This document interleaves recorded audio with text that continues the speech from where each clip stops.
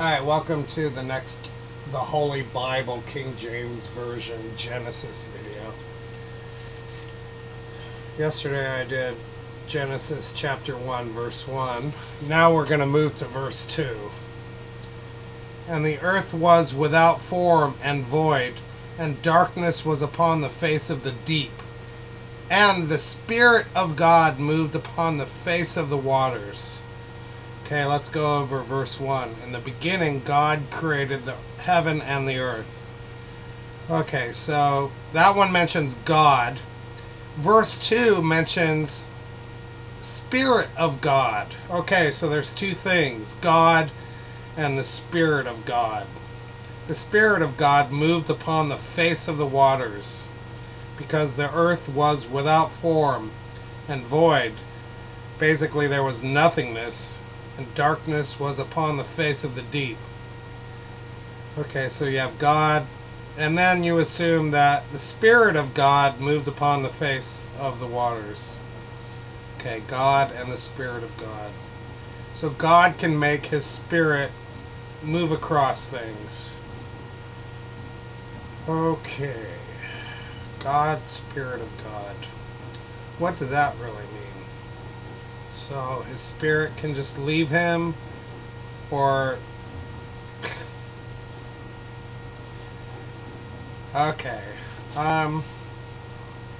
This is from the first book of Moses, and Moses had 5 books. I'm not sure if he actually wrote them. They had parchment back then. Okay, Moses was the guy who led the Jews out of Egypt to freedom. And there was some mention of some parchment that was found that mentioned cannabis. So it's possible that Moses was smoking cannabis or pot in his holy tent. Which is another thing. What does holy mean? Sanctioned by God.